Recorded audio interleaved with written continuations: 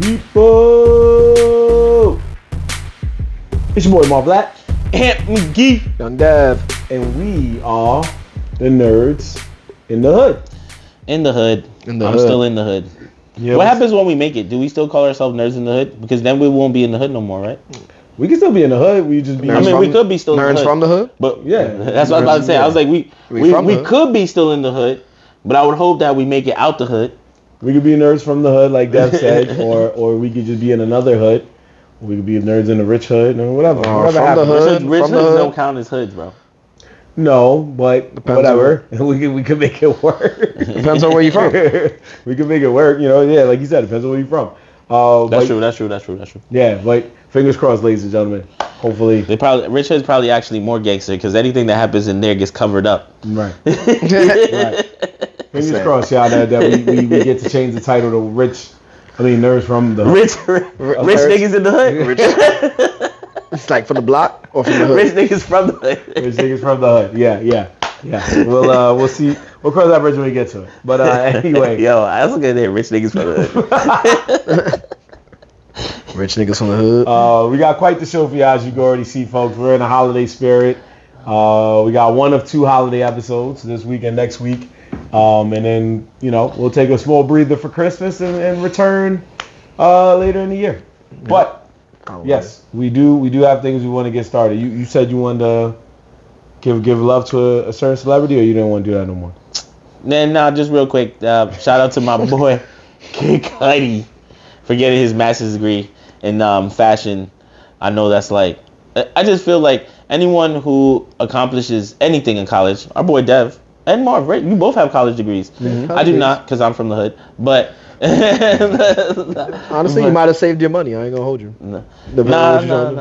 You guys got a little bit more benefits with your a little bit. Yeah. Is it worth the cost of what it took to get there? I don't know about that. That part of it is what we like to have a conversation in America called finance. I have not cashed in on my investment because what I paid for is definitely not what I'm getting paid. What you really pay for, honestly, when you go to college, I'm sorry to say this, here we go. is just I've never been. Is you pay for the paper, bro. You pay for the paper that says that you're valid. You are valid. So when you go places, people talk to you a little bit different tone. Honestly, because you certified. Honestly, what that is, you really pay for the connections and the people you go, because you meet a lot of people, regardless once you graduate. Even if you go there, you make certain connections that are probably outside of your normal circles growing up.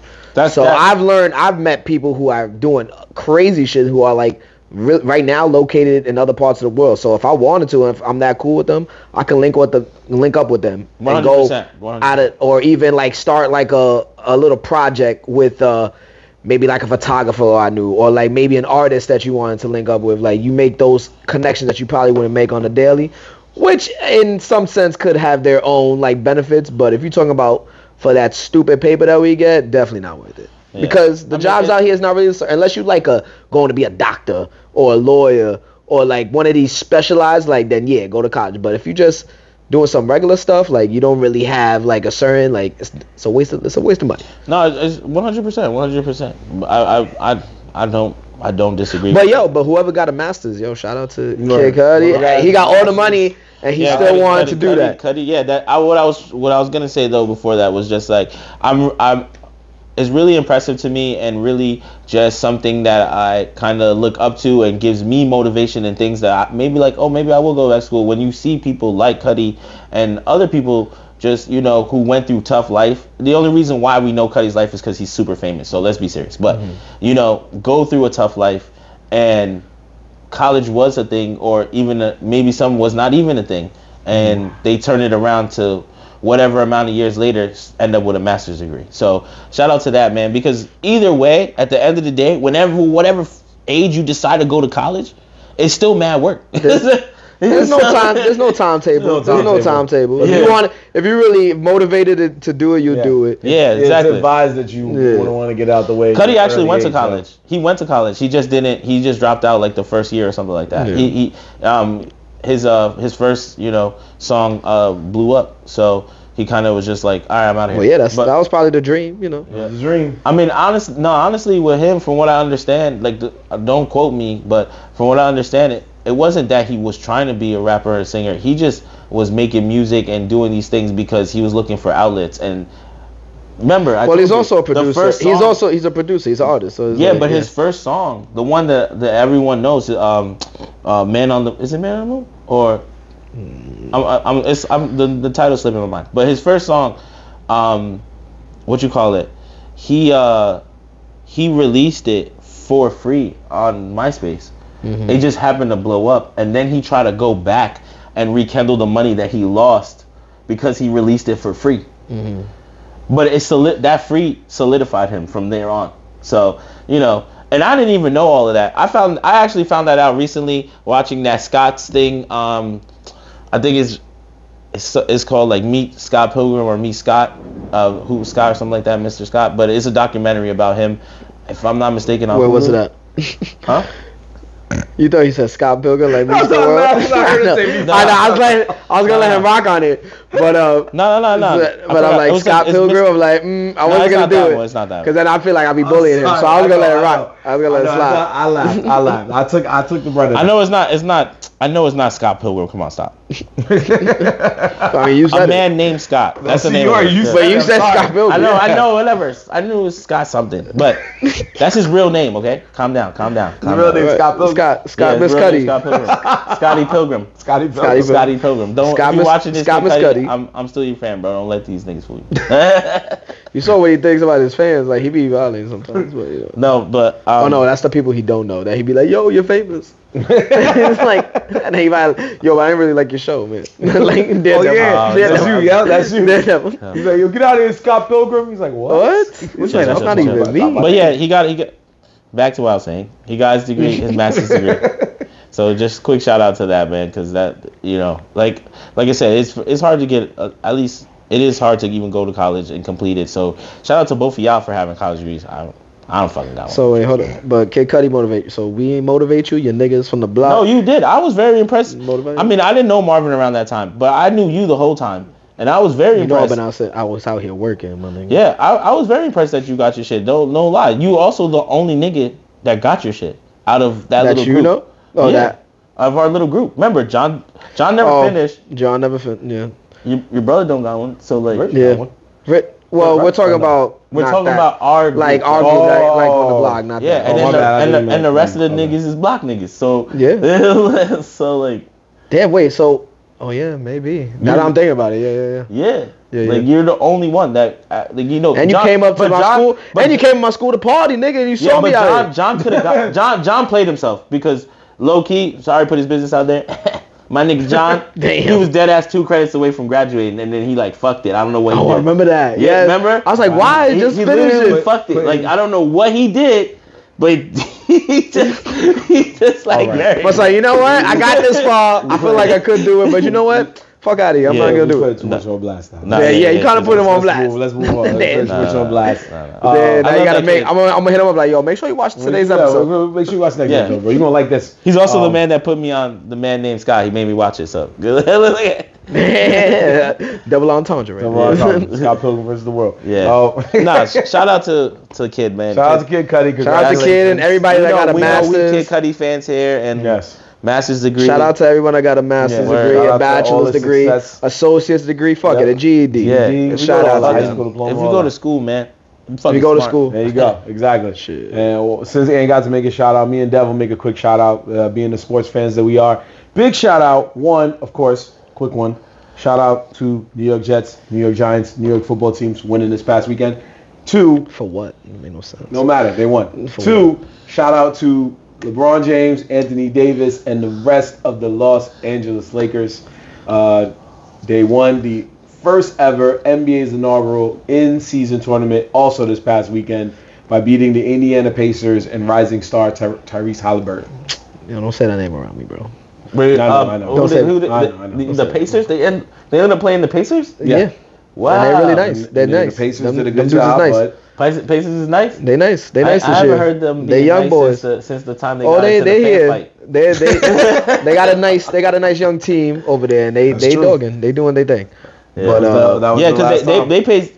When I looked at it, the last note that I saw was that they were playing the Bucks for that spot. Yeah, they beat the Bucks. They beat the Bucks. And they were just waiting for. Yeah, they had to play the Lakers. Yeah, the but Lakers were just to me, that shit is all set up. Let's set up for LeBron to win. Yeah, you know. LeBron win the first ever. Did you say it on our? Did you call it on live? Was it live when we? No, because we don't talk about sports. But live. I did. You called it. He said it. He said it. He was like, Lakers gonna win this shit. Yeah. This shit is rigged. Once, if it wasn't the Bucks, I was like, oh, they're playing the Pacers. No way they're gonna let LeBron lose this. I was like, That's LeBron is gonna win this.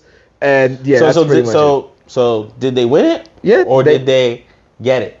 They won. They won the. I mean, it's a little bit of both because that game before they got to that last game was a little controversial call at the end where they gave LeBron a timeout where their team didn't have possession of the ball. In a lot of people's eyes, I was like, yo, that man didn't have possession, but that was like a key play where it swinged in the Lakers' way. So it was like. I've always said, man, if you're the star player, if you're the star LeBron player, James. like the big one, the big dog, we've seen that clip of Michael. Whatever you need, Michael. Whatever you want. That's why they gave him that. But that's why they gave him that call because MJ used to legit talk to these refs like, yo, that wasn't a foul.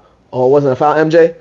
No foul. Legit. There's video of him telling the ref like, yo, that wasn't a foul, and the ref changes the call. So they gave it to LeBron, and then honestly, I hate on LeBron, I do, but he deserves to be like, yo, you know what? Yeah, that wasn't it. Like, so I give it to them. They won, and they won it fair and square, but they definitely tilted it in their favor for sure. But shout out to them, the in-season tournament. How do you feel about it? Do you like it? Since it's the first year. Stupid. Do you feel like it added something to the game? Because I'm assuming you saw some of the games that were in season. Did you like it? You thought it was more competitive? How you feel about it? The only game that was really, really, really competitive was, well, even the last game was kind of competitive, but they had some competitive games. They definitely, like all the Pacer games, they've been competitive. The Knicks, you know how I feel about these motherfuckers, but I feel like they play harder than I've seen, and I feel like some of the games now people were really trying to win this money. I am gonna say I'm glad that the Knicks didn't win. Because New York would have lost their mind for a whole weekend. Oh yeah, we would have been treating it like we won the championship. We would have been acting stupid, and then adding in the Giants and the Jets winning, and Yankees getting Juan Soto, we would have just had. The city would have been on fire. The city would have been on fire. So it was the whole NBA in this tournament. It was just broken. It was certain teams. Why was it chosen teams? Who chose the team? Based on the record during the season. So they're doing a new. So it's like a new thing. They do it in the women's. I think they said women's. They do it. Yeah, women did it first. Women basketball, but they're trying to do it like a. You know how like FIFA and like soccer in Europe, they have like I guess what you call the grand like champion, but there's also smaller leagues with their own like tournaments, and they're set into groups.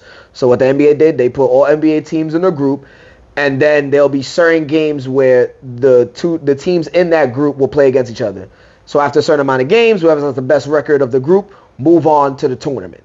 So that's usually how they do it, like how they figure out who gets to enter the tournament. So not all NBA teams there.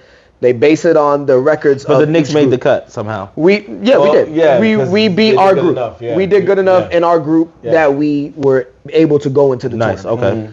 So it's a new thing that they're doing. They're trying to bring more, because usually around this time, you know, the NBA started in October. So usually around fall into December, the games aren't really as competitive over the years because it's like they're kind of like meaningless games because no one's really playing for nothing.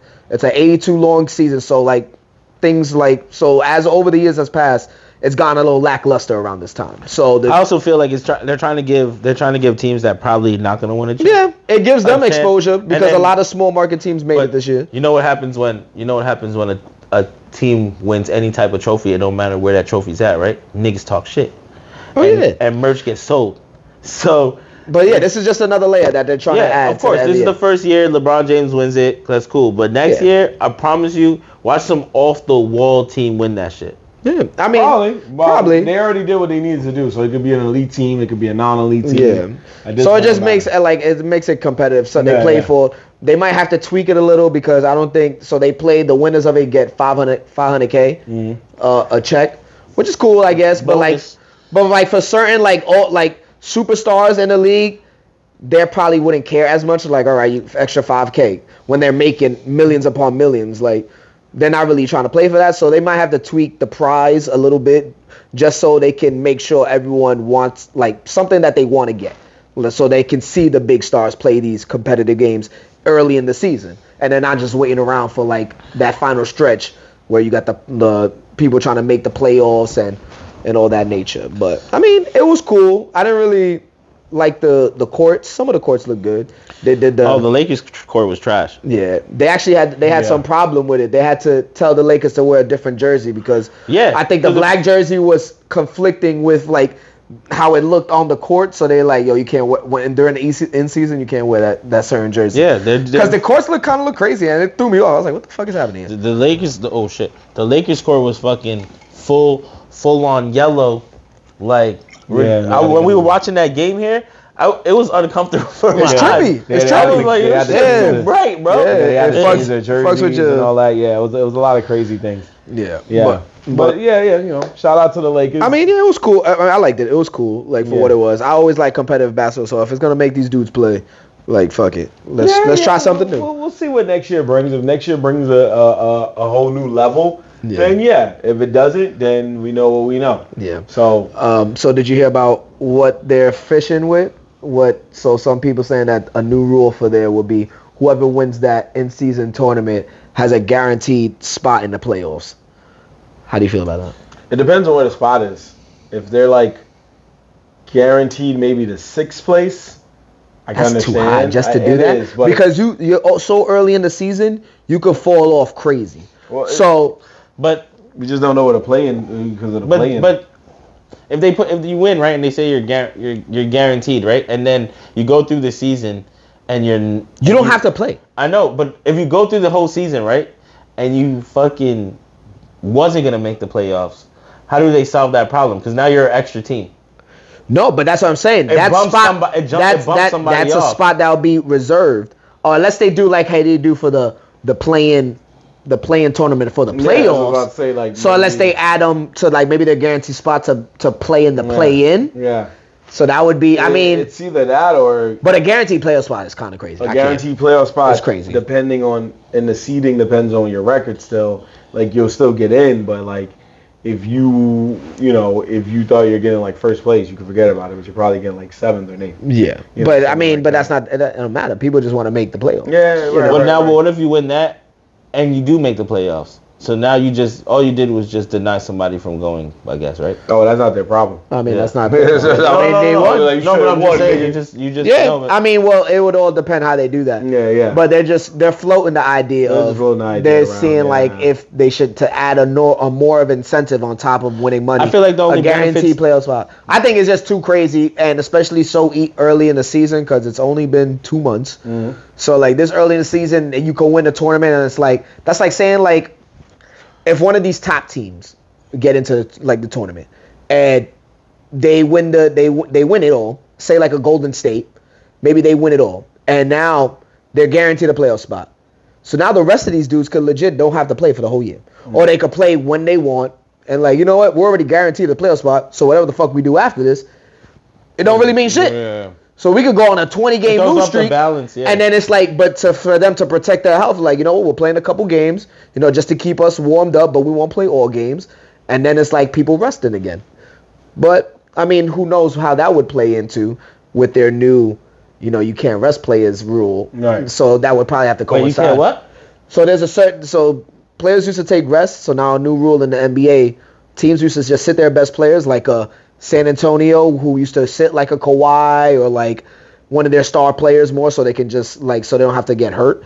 So now it's a new rule. If you don't have a valid injury that's reported, there's no all right, you get to take you could do a rest day, a team rest or whatever the fuck it is. What? Yeah. I mean, I get why they're doing that, but that's completely That's completely denying coach strategy right there. It's like, Well, yeah. No, But because a good coach, especially the one you just said, Pop. like a Pop, yeah. He And Papa do it. If he don't have to play his stars, he won't play He's them. like that revolution out of that. Yeah, that's what he did. And that's why.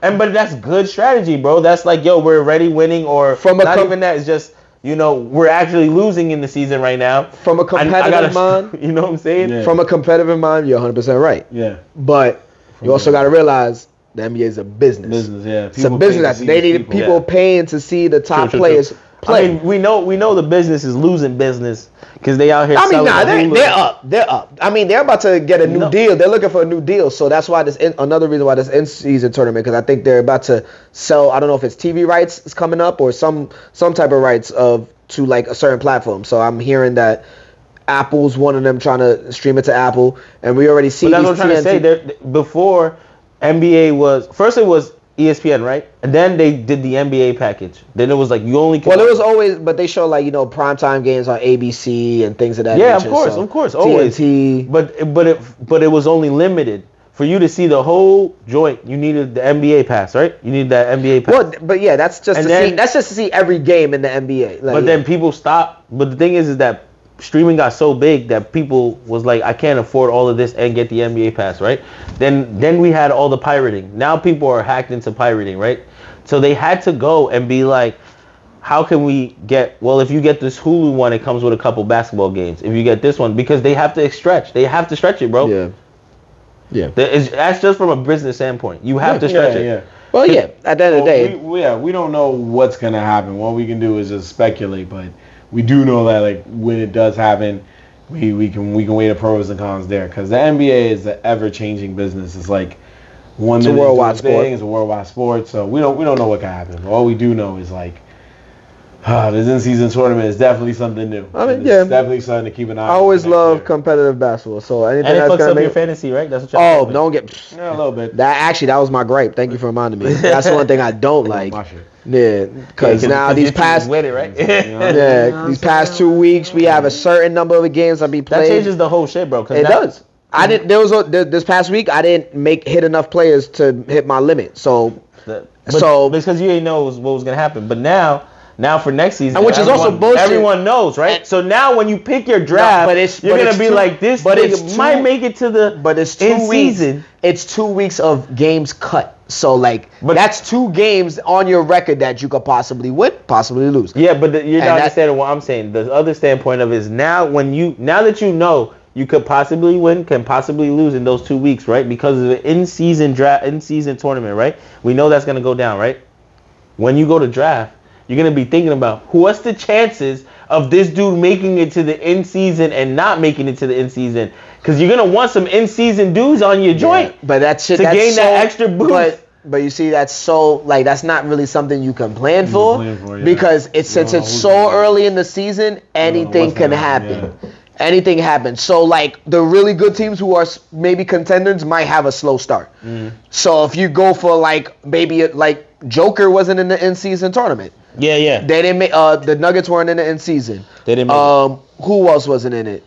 Golden State wasn't in it. That's true.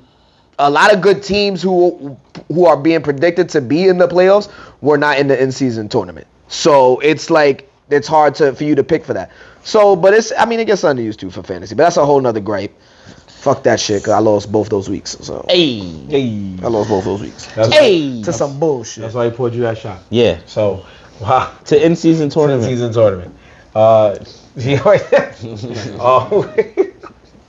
Jesus. Speaking of some bullshit, man, we gotta talk about the Squid Game joint, man. Well, speaking of games. Yeah. Speaking of games. Squid Games. And when we're talking Squid Games, he's talking about the reality show version. Thanks for clarifying that. Yeah. No, I was gonna say that, but he said it. Yes. The new show to hit Netflix. The extension of Squid Game for 4.6 mil. 4.56 million. Yep. They went basically the same. They said they're the highest game show. Technically, as a game show, that's the highest price. The highest the highest prize money that has been ever. We'll come back to that fact. Yeah, highest prize ever. I mean, you can look it up while we're talking. No. He's not. I don't think he's wrong. That's not. But we're gonna come back to that. how the highest paid show, right? Paid that part. That part. I get what you're doing there. I get what you're doing. I get what you're doing there, and I like it. I get what you're doing there, and I like it. There was a lot of different controversy. All right, but how about how'd y'all feel about that? For what you saw, like, did you like what you saw? Was it entertaining? Did it resemble the show? Like, how'd you feel? It was entertaining, but I had one real problem with it. But then I guess it was the blessing at the same time, is that it really was any man's game. At any moment, they did those, like, it wasn't even like your fate was really chosen, like, by yourself. Like, you get what I'm saying? There was only one game on there, really, that I felt was That's was what I hated about game. this, honestly. There was only one game on there that was a valid game, and that was the cookie one, right? And the cookie one... Well, that was from the show, yeah. Yeah, the cookie one was also, the way it started, was kind of OD, because... How they got these niggas to pick was actually kind of fire. I was like, oh, all right. Because they made homie get punked. Yep. Which also made him the villain for the whole. Yo, bro, the best part is this is what I liked about the show. They wanted to show human behavior at the same time, right? That's what one of the goals was. You could tell. So when the first team comes out and they got like the circle, everyone comes out, right? They all hype, right? They show a camera angle that has the nigga who picked it and the team running out to them. That was the camera angle they used, right? They did that for everyone. When they got to the umbrella, bro, why they showed that same camera angle, niggas didn't even want to look at homie. Like, they didn't even want to give him a pound. They say, yo, this motherfucker fucked us. They came in the room like, that's him right there, bro. And I was just like, nah, why? They saw what happened, bro. So eventually, someone on the line had to give up, right? So it was like, someone was gonna get punked somewhere.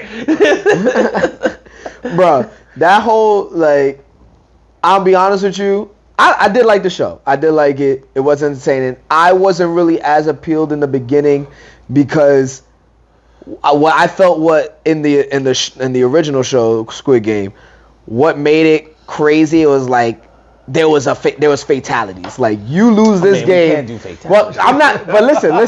Let me land, because y'all gonna make me sound crazy. Hold on. Let me land. Let me land, because y'all gonna make me sound crazy. Yo. So the only reason, but I'm saying, as why I like the show is because, like, just like the concept of it, like, people were out there, you like trying to get money for a game where they know they can lose their lives. Yeah. So that's what brought the appeal to the show. That's what I'm saying. So when I saw Squid Game the challenge, I'm like, another game show. I'm like, how are they gonna make this entertaining? Where, not saying that people dying is entertaining, but how they. No. It does sound like that. No, but it's just it does sound like that. I get what you're saying. But I'm saying it loses that old factor that the show had. That's what I'm saying. They should have called it Squid Game if niggas wasn't dying. Yeah, that's what I said. I was like, yo, this ain't Squid Games if no one's dying, which is kind of crazy. But I don't want people to die. Which are idiots if you're trying to go on a show where you know you die. No, you're 100%. No. But let me finish. No. So, like, when I saw that, I was just like, yo. I was like, I don't know what this would be. I'm like, I let it sit there. I let it like simmer there. So I was like, you know what? Let me turn it on. And what they did good was, I like the games that they chose. Mm-hmm. Like, they incorporated the game, Squid Games. Yeah. But then they also added other, like, which I feel like they added games, like, because I feel like it was more geared towards America, because they had like American games in there. Yeah, it was Battleship that they did on there. Like, that one was fire. Battleship was the last game. If you really pay attention, Battleship was the last game that was somewhat of a fair all-around game. Nah, I don't think so. That one wasn't a fair game. I don't feel like. Listen, bro. That one was fucked up. That one was fucked up.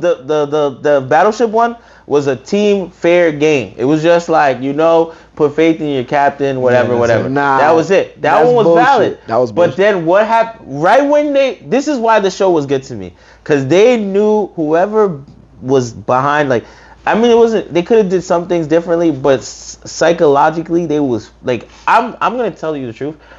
I wouldn't be surprised if we find out some of these people are fucked up after playing this game, because they were playing on their actual, like, some of their mental, bro. Like, some of them were getting like really into the game, teaming build, right?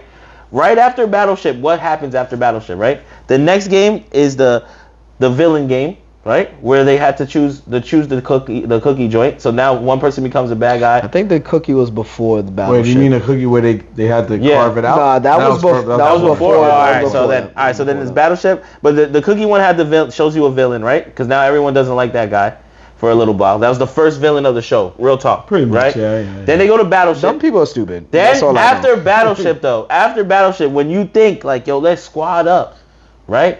The show hits you with the fucking there's the three main ones that really got me was the mirror walk, right? The mirror walk, and then they did this other one, the marbles one, and then after the marbles one they did a claw grab, right?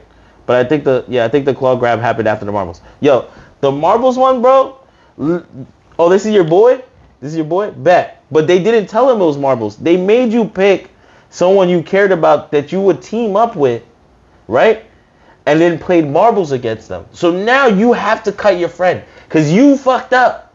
And you thought y'all was about to play a team game? Nah, this is a one-on-one. That's true. You thought it was friends out here? Blang! Yeah, that's how they played them. So that was dope. And then the claw game was even more sick because the claw game was like, yo, here's your number, here's what you got to do.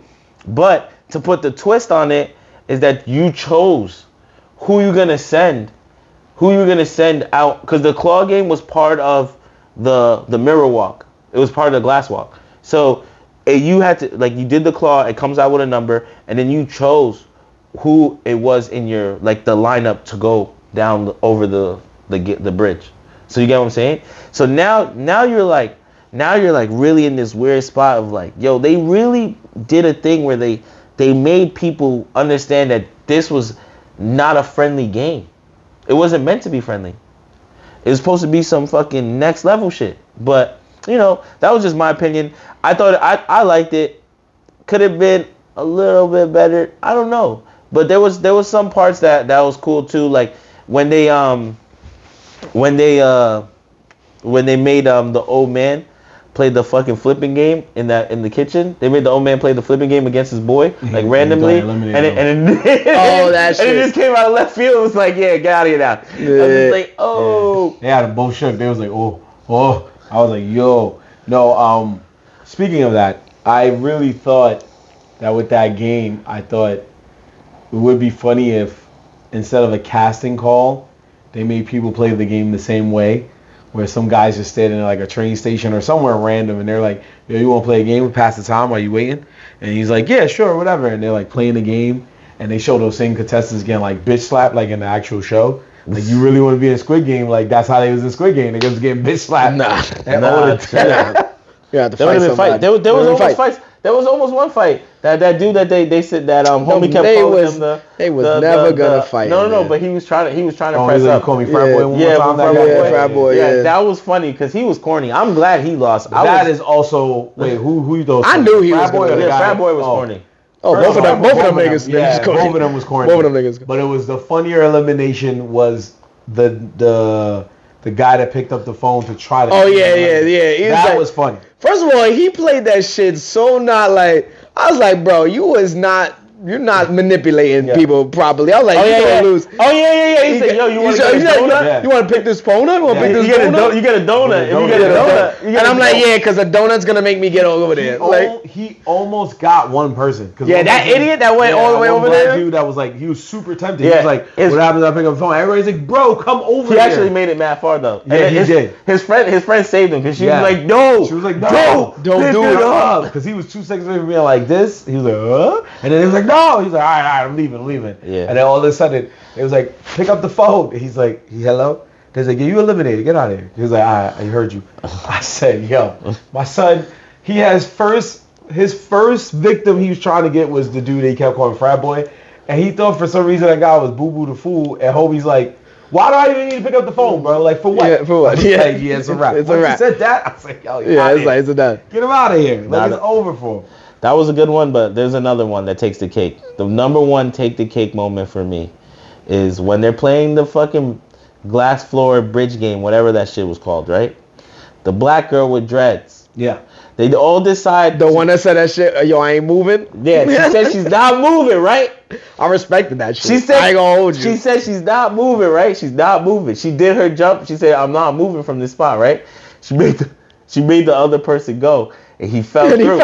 He fell through, right? Why the next game in the confessional, she was like, I don't get why they don't want to be team players. Like, everyone just needs to get along. I'm like, bro, you literally got to do the eliminating from not being team players.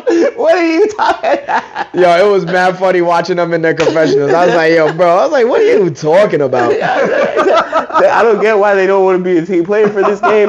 Bro, the last game, you should even be here right now. You were supposed to jump. And then she was dumb hype like, yo. You know, it is what it is, right? And then later on, her and Mai goes and like they settle their beef or whatever. And in that little moment, she tells Mai like, but I did jump. I'm like, yo, you lying now too? You lying on me? Not a team player. And then Mai goes to the confessionals talking about, I'm really glad that we settled that. Maybe I just didn't see her jump. I'm like, because you didn't see her jump. What? He's like, what are you talking about? Didn't see her jump. She ain't jumped. She lied. So funny. No, it was real funny. And I think the best part about it is that this was one of those rare occasions in game show history or reality show history where this show had quite the bit of controversies. I know you found out one, Dev. But wait, hold on. Before we get into that, what? I'm asking y'all, if y'all were in a Squid Game type position, how would you go about it? Would you make an alliance or would you be solo dolo? Well, if it's like this one. It's the thing about this one was that some games you needed the alliance, some games you didn't. So it was really just a matter of just actually, the real way to survive this fucking game was to be not noticed. Exactly. In the beginning, you have to go in just like nonchalant, non-noticed. You could talk. I feel like you would have to talk to some people, but don't align yourself too quickly because it just makes a target on your back. You're in a group. You're gonna be seen. You just gotta be floating. Yeah, because one of the first eliminations, they were like, yo, I don't like him. He said too friendly. He knows everybody. Cut him. Exactly. Like people going after you for that. Yeah. Like, so I'd be cool with people. Yeah, I want to make strong alliances, but I'd be cool with people. Because I feel like nobody watched the actual show. I'm like, yo, did y'all watch the show? Y'all should know what y'all somewhat should be trying to act. They did. You just reminded me of another great moment though.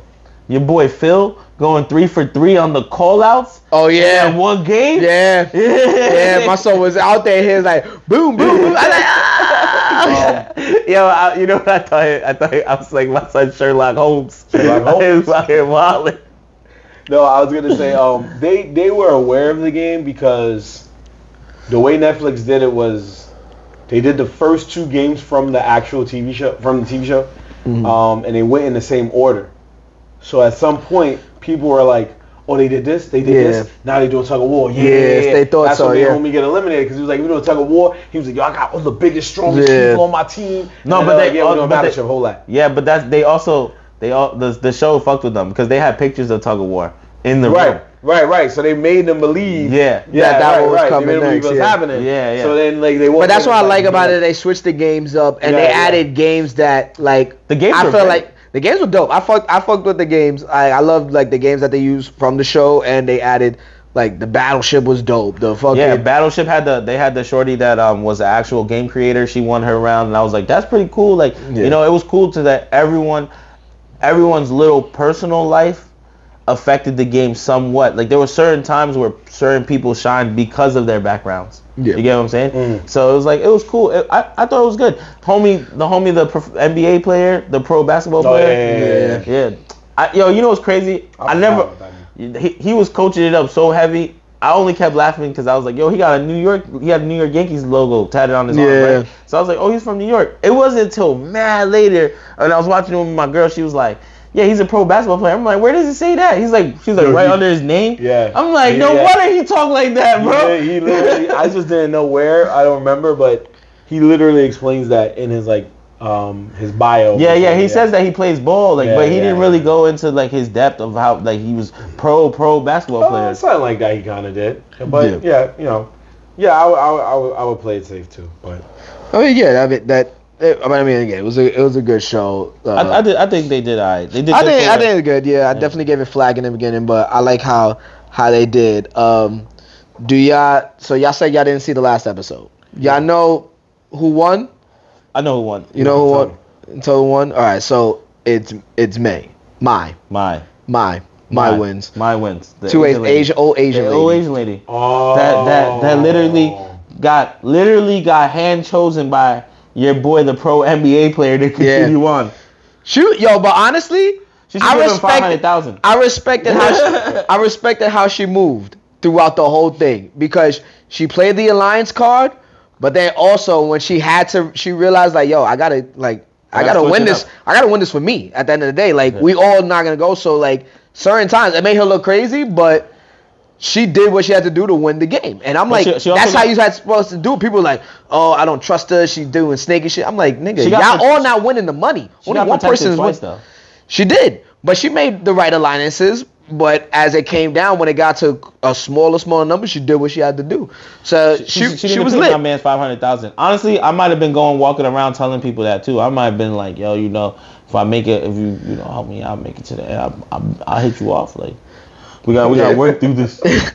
Yo, I would have went to the side. If I was the last two, I'd be like, yo, how about this? Like, you win $4 million. The last two not happening. If I'm at the last, you come last two and you talk to me about $4 million. That's every man in here. Nah, nigga. If I'm going to you, I would look at you like, yo, straight up, we could both walk out of here with something. If you win, you keep 3. Give me 1. Give me 1 sign. If I win, I'll do the same for you. Like you wouldn't try to make some type of pact. So because regardless, someone's gonna come up. So someone's coming up. So it's like, damn. But they're not even walking away with the whole. But you could be guaranteed money. No, you're right. You could be guaranteed money. But I feel like in the moment of the game, that's like in fantasy. You're gonna be like, yo, you want to play for it all, or you want to keep? And then like in fantasy, people might. I mean, I haven't seen a lot of people do. No, they really do it for. But some people might be like in fantasy, the first, in championship round. Some people might be like, yo, like you want to play for all or nothing. Like you take because second place wins money. Yeah. But sometimes, like in the championship, somebody might be like, yo, you want to play for the pot? Just say fuck it, like.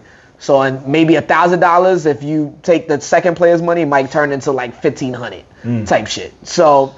I don't know. I think I might see what's up if I got to that. But then I can see somebody. I can see someone perfectly saying I'm taking the $4 million. Fuck out of here. I can also see somebody being like, yo, Dad, let me think about that. Give me like an hour real quick. And then Dad was like, cool. And then an hour later, he comes back. Yeah, it's that nigga right there. He actually switched the money. Set him up. I went by default. That nigga right there. He thinks he's gonna take a dive, bro. Yeah. That it's crazy because that wouldn't work, but it's good plan. It wouldn't work at all because them niggas had the super bikes in that crib. Yo, legit. Oh yeah, they already would have been like. They heard every conversation. Yeah, that's dope. You ain't have to tell all that. Yo, they even were so good, bro, that they purposely hid people's like views, confessionals, all that until later on. You're like, who the fuck is this guy? Yeah, but I mean that many people. Like, I want to know if they really interviewed everybody, like type thing. You know what I didn't get? This is why I was like, is this staged? Is it a little staged? I feel like I'm like, yeah. when did they do the confessionals? Because the moments when they show the people talking about it, you can see them walk off and go to sit down. Or like, is there another droid coming up and is like, yo, come to this confessional? So that is actually one of the controversies they talked about. One of the contestants did say that it is predetermined. I feel like that. AKA I feel like it is. Yeah. Like, there's no way, like. Somebody did say that. Because then I was like, what are they doing? Are they putting them in the confessionals and showing them the replays and asking them what they're going through? But then they would have been talking past tense, but they're talking present time. So I'm like, what? How are they even doing these confessionals? Yeah. I feel like it definitely is staged to a point of view because they highlighted certain people where it was just like, where they even, damn, y'all didn't see the last episode, but all the people who were like kind of you seen in the confessionals, they show like a little clip of where they're at now type thing. of like, you know, the mom and son, like they showed them chilling in the house. They showed other people like chilling in the crib. Yeah, is crazy. like yeah. So they had like, so I'm like, this look kind of fake. But yeah. So I mean, if it has to be rigged to some sort, because I feel like there's no like way they do that. But just before we get into like the winners and shit, do y'all want to know the last game that they played? Wait, how many winners are those? Just No, I mean, well, I mean the winner. What was the last game? What was the last game? But the last game they did was rock paper scissors. But like with their actual hand? Rock paper scissors. That makes. But it's 3 contest. I thought it was 3. So, I mean, I'll just tell you. So the 3 contestants at the end, they win or whatever, and then like in the game, they made them a dinner. So they're like sitting very dressed up, and they're eating steak, lobster, all that. After dinner's done, they said, all right, now one of y'all is going to be eliminated. So in the center of the dining table, 3 buttons go up, and amongst the 3, they have to decide who's going to go up first. If they push the button and it turns green, the person who pushed the button can select another person to move on to the next round. If the button turns gray, nothing happens, you sit back down. If it turns red, you're eliminated. So May goes first, presses, so they decide. You see That's trash. But legit. You want to know why that's trash? But okay, continue. So listen, so it's May, the Chinese girl, and 2 guys. And the guys are like they're cool type shit. Yeah. So this is another why I feel like it's staged, because the way it's just set up the storyline. But it's 100% staged. I'll tell you why, right? May, they're trying to decide, so who's going up first. Logically, if I'm May, I know that these 2 are going to send each other up if one of them gets the green light. So it's like, so they're all wondering like, oh, and they're like, oh, I don't want to go first. Like they're scared to go first. But I'm like, clearly May's going to go first because she knows that she's not with them niggas. And so if they either get green, she's out. She's going to be eliminated. Yeah. So she goes first, gets gray, nothing happens. Then they end up sending up another dude. He gets red, so he's eliminated. So May and the other dude go in, and the next round is rock, paper, scissors. But that's what I was about to say. That's why that one is a trash last game, because all it is a dude in an office, like, who's going up? Nah, she's valid. Green. Like, so the further enhanced. That's not a real like competition type of game. You get what I'm saying? That's 100% control. That's another thing. Like a lot of it is what you would say. Random. It's chance. Technically chance. A lot of the games happen. They're trying to make you think that one is random chance, but that's not. I guarantee. Oh yeah. There was a big boss controlling, like, they're like, oh yeah, I want May. Depending on who goes, what color is chosen. If May goes, it's green. If it's homie, then he's eliminated. So on and so forth. Well, it was based on also who had the personality that made people want to watch. For example, you think May had the personality? Yeah. Yes, but also like it was. Then they just wanted to hit you with a winner that you probably didn't see coming. No, I didn't want her to win. I didn't think she would win, but as it got down to like the smaller, I was like, I think it's. I wanted Phil to win once it got down to the options. So, but when you see who actually is in the running for the thing, and they pick rock paper scissors, I was like, I would smoke this dude in rock paper scissors. He did not look like he knew what he was doing, and I was like, and I'm a rock paper.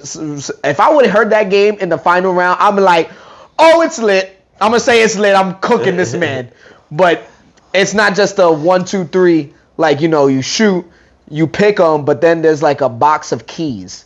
So if you win the round of rock, paper, scissors, you go to the key, and then you go to a safe that has all the money in it. And if the key that you took, if you open it with that key, you win the whole game. But apparently there's like almost like, I think like 50 keys in there randomly. So they're playing mad games of rock, paper, scissors. And shit. Yeah, mad games. So it's like, they're just sitting there, and like if one wins, they go to the key, try to open the safe. If the safe don't open, they gotta go back and run it again. I mean, that's not bad. That's a real game. But it's not because once they start But that's when you knew she won, because you would see him. She was smoking, homie. She won like 10 rounds straight. She was like, but she still had to get the key. She had to get the key, exactly. All he had to do was get it one time. Good time. So that was the kicker. That was the kicker about it. I was like, yo. Yeah, that is the more intense, believable game as a competitive standpoint, because then it's like there might be a little strategy. Game. Yeah, there's a little strategy to it. But it is a strategy for sure. But the key part ain't no strategy, bro. Exactly. It's random. That shit is like yeah. Damn. And if you saying there's like 50 keys, bro. There was a bunch. There was a bunch of them in there. Yeah, but that was the last game, and I like that last game. It was like simple, like very easy game. It's not really a game of chance, like, but after 20 games, your brain is fried. Yeah. You're like, I don't even want to do this. No, not even that. You're just so intense and your adrenaline is pumped that's why she was if lit. she wins 10, if she's winning 10, bro, and she still hasn't found the key, you're sitting there like. but that was the thing. Yeah, she was having mad chances, but this nigga could not win a round. So like, but then again, all he needed was one round to like guess the right key. But one round. Yeah, he didn't win none. Yo, she was smoking him, bro. She was even saying it. She was saying it in her little confessional. She was like, "Oh, I was strategizing for him. I knew what he was doing." Like in the beginning, she was like, "Oh, rock paper scissors." This is how she broke it down. Oh, rock paper. This is. But wait, listen. This is how she said, like, rock, like she was like reading him. She was like, "Oh, it's rock paper scissors." She's like, "And rock paper scissors, you have." She's explaining that you have a rock, you have a scissor, you have paper, and she's like, "Oh, I'm facing against a man. Men will probably either do scissors or rock just because it symbolizes how they want to be in power and shit like that." So she was like breaking it down what this dude was about to throw out, and she was legit guessing all of them, like boom. Boom, boom, like cooking him, and he's like, "Oh, I don't know what to do," and I'm like, "Yo, you suck, get out of here." Yo, this is the main reason why I didn't want her to win. I'll tell you right now, and I just remembered when you said all of this. Mm-hmm. Her job was home. Remember they had asked them to tell things about themselves. Her job was apparently Homeland Security, border, or something like that, border patrol. Was that?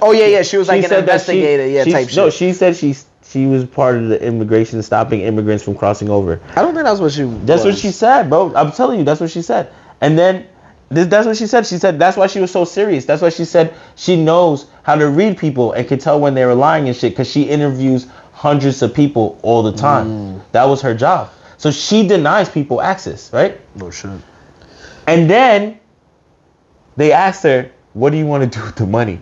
And she said, "I want to help the immigrants who need help with getting their life together and stuff." I'm like, because you feel bad for dead and all of them. I was like, this lady's out of control. Somebody was like, she was a menace. Somebody was like, I was really telling the truth why I need to come to the country. But, you dead at me. Now you want to give me this tough ass $1,000 out my face. Yeah, you're going to be there like, nah. I mean, she probably wants to build better programs and stuff, but it was just the mentality of like, that was her job. Her job was to deny immigrants, right? And then she wanted to use the money to help immigrants.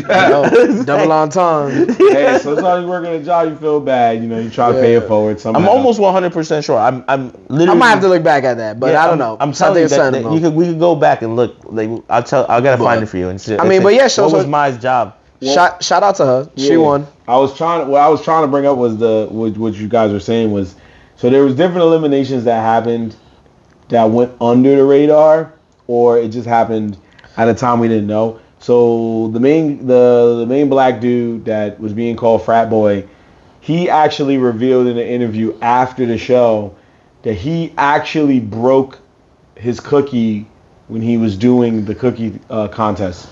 Oh. He said he broke it, and when he looked up, they don't show it on Netflix. He broke it. You kind of make that face like, fuck. And he looked up, and the guy was just like, "You good.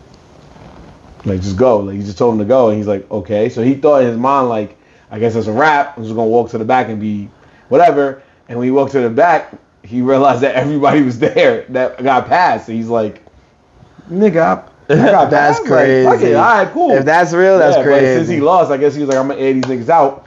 And then he was like, yeah, I broke my cookie, but they let me rock. So that, and another contestant said it was predetermined. A lot of things are coming out. Yeah, a lot of things are coming out about the show. But the greatest elimination of all is the one that we never saw on television, ladies and gentlemen. It is one that is very unbelievable, but it was actually revealed. I was digging dirt on this, y'all. I was digging dirt. So there is 2 contestants who were never named to this show. What we don't know is that this show actually was in Korea.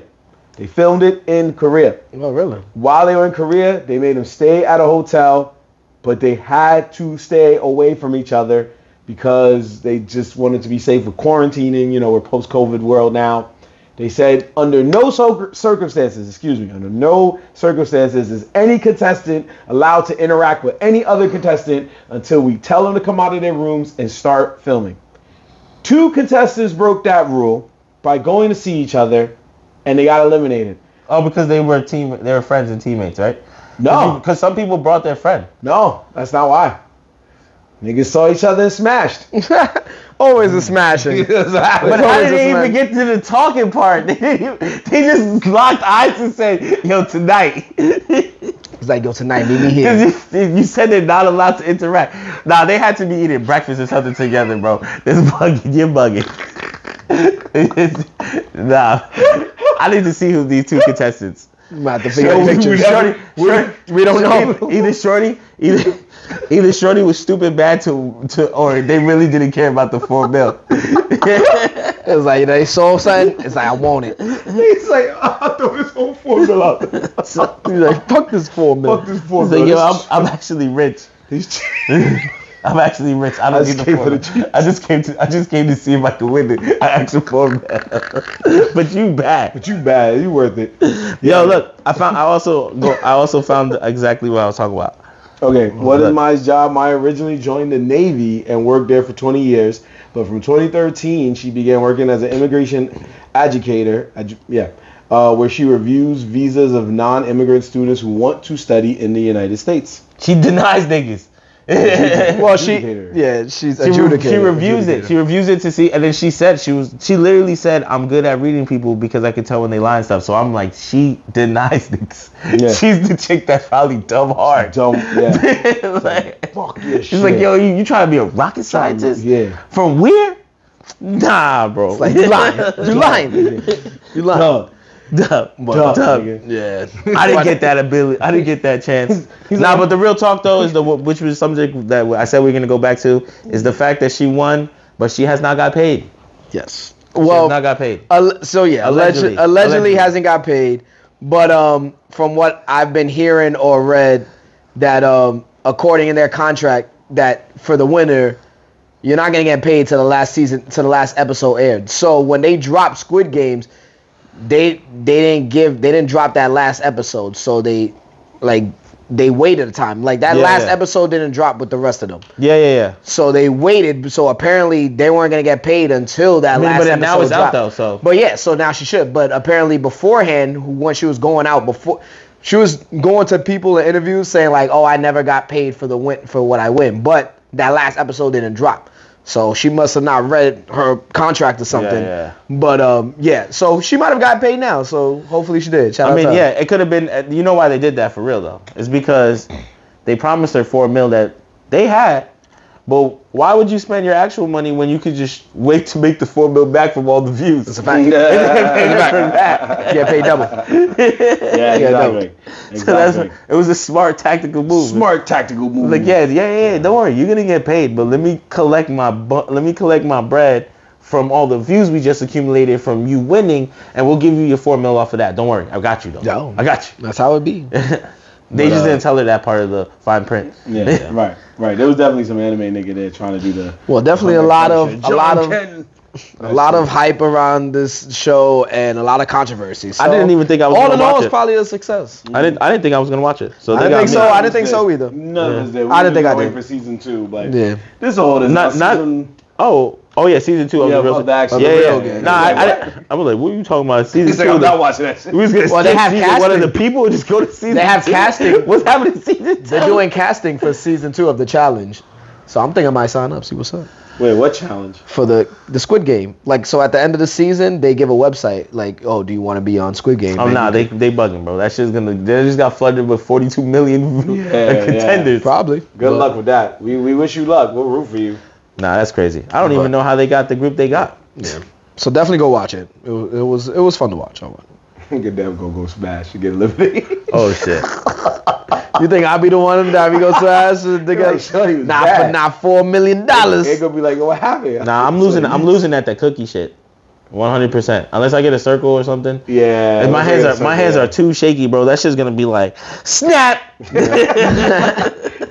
Well, if you get the umbrella, just say goodnight. That's it. That's he's right, because that is proof that no hood dude can be in a Squid Game, whether it's the Netflix one, the Netflix reality show, or the actual show itself. Because all you're gonna hear is everybody quietly like, and then all you're gonna hear out of nowhere is fuck. That's all you're gonna hear from deep. Fuck. Dead. Oh shit. Yeah. I like how they made everyone fake And then die, it made them fake die, like they get shot through. Yeah, I'm done with Squid Games. That was it. Yeah, that was the last one. The fake No, death. that one was The fake deaths. The fake deaths. I shout out to y'all because y'all sold that shit. Yeah, so Nah. that That was, it was just a little too dramatic to me. Come on, but every They had person to was do that. They some had to people. do Some it. people. Niggas was crying because my friend got eliminated. The crying was real, bro. The Nah, crying. Acting. Yo, bro, that was acting. You think it was acting? No, because some of these people really thought they mans was gonna make 4 mil. Yeah, they thought it was gonna, like you said. But no, only one person's winning. So why do you think that? You knew how I knew. This is how It made no sense. This is how I knew they wanted to make you think that 2 people are gonna make it far. They allow people to bring teammates. Yeah. The mom and the son came. The dude and his fucking girl came one. There was like 2 friends, 2 friends here. There was like friends everywhere. And then there was a bunch of people just came solo. Yeah, that's true. Because the first episode, homie was like, "Damn, I hope my mom was it's the red light, green light thing." And then he had me rooting for her because I was like, "Yo, this old lady." Yo, that's what I was hoping she got smoked. Playing us Playing us like a fiddle, baby. That's right. We'll see enough of that. Yeah. Fuck that. We'll see if it's interesting next time. Interesting. But shout out to Netflix for letting 2 people smash it and realizing they wasn't worth the show. And shout out to whoever it was that was like, "I'm trying to get the yeeks." But they worked for that. They worked for that. That's a fact. I'm sorry. That's true though. They worked for that. Stupid. They was like, "Yo, don't you want to win the money, nigga? Fuck that. Let's go." Nigga was sending notes under the door. I got wine coolers in the crib. I got wine coolers in the crib. Meet me at the pool at 12. Oh, I got the mini bar all night. I can show you real Korea. I've been here. Yeah, that's dumb funny.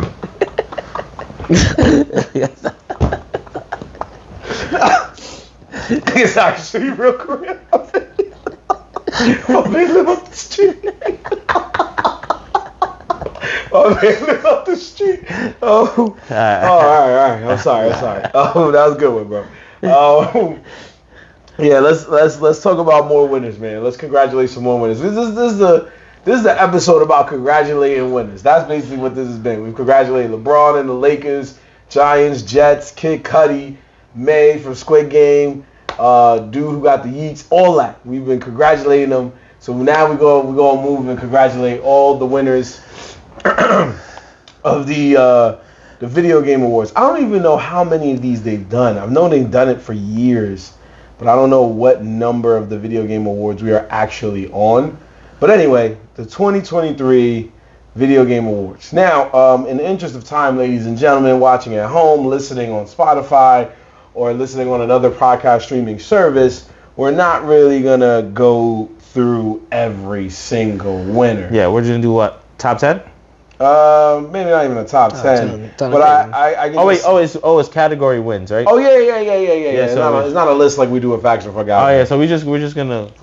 Can you send me the list? You gotta look. You gotta look. I gotta see, because sometimes my boy Marvin be doing good, but he be skipping some good categories. Well, because I just said in the interest of time, we don't want to go through the whole list. Right. If I gave you the list, you're gonna sit here and go, yeah, he best gonna go narrative, through everyone, best art direction. start saying I'm definitely not, because I don't care about any of those positions. So then why do you need to see the whole list? I want to see the options, bro. Oh, Jesus. He said he don't believe in your I know. Yeah, here we go. So anyway, Continue, Marv. Yeah, I got you. So, like I said, we're gonna just go through some of the ones that we here at Nerds in the Hood care about in our own light, because we know who we are at Nerds in the Hood. We know who we are here. We know what we doing. So, we're just gonna go off the rip. We got Best Action Adventure Game, and the winner of that was The Legend of Zelda: Tears of the Kingdom, beating out Star Wars Jedi Survivor, Resident Evil 4, Marvel Spider-Man 2, and Alan Wake 2. Bless you, Thank you. No problem. So I gotta give them that one, even though I thought Spider-Man 2 was gonna get that. I'm surprised. But it's Zelda, and there's not just any Zelda. This is the Breath of the Wild series, basically. This is Breath of the Wild Zelda. This is a new Zelda, one of the best games on the Switch, the first one and the new one. So yeah, this is one of those. This is one of those heat right there, heat rock. Best fighting game, we got Street Fighter 6. So shout out to them. They took out your Nickelodeon All-Star, bro. Which is weird that Nickelodeon All-Stars even made it, because by the time they were making nominations, this game just released. It's just because it got so much better. They was like, we gotta throw it in there. Yeah. If anything, I would have said Mortal Kombat 1, but that's okay. I mean, there probably wasn't even a lot of contenders for this, because I'm like looking at it, I'm like, I didn't really see that many fighting games come out like that. So yeah, not a lot, but no, yeah. In Street Fighter 6, I hope you do that collaboration. Wow. I've been hearing a rumor that you're supposed to get Yor from Spy X Family in the game. That's a rumor, but I hope it works out, because she would be awesome for that game. So with that being said, we also have Ann's favorite, Best Sports Racing Game, which went to Forza Motorsport. Of course. Beating out Hot Wheels Unleashed 2, Crew Moto Fest, F123, EA Sports. Wow, what some contenders they are. Wow, that was a brain buster. That was a brain buster. Now, this one's kind of interesting. Best family game. Why is that interesting? It was Super Mario Bros. Wonder. But the reason why is because that game just came out. That one stuck out to you? And it's not even like a family game. Well, I mean, I guess a family game. But the choices were, I guess they're saying like family friendly, not multiplayer. Well, they explain it right here. Because they got Sonic Superstars. For the best game appropriate for family play, irrespective of genre or platform. Yeah, I thought when they said family, I thought they meant multiplayer. No, they have their own separate category for multiplayer, so that's okay.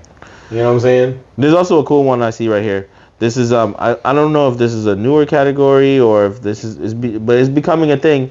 Best virtual reality and augmented reality game. Okay. Which went to Resident Evil Village, which is kind of dope now because now it beat Forza and Gran Turismo 7 and a game called Humanity.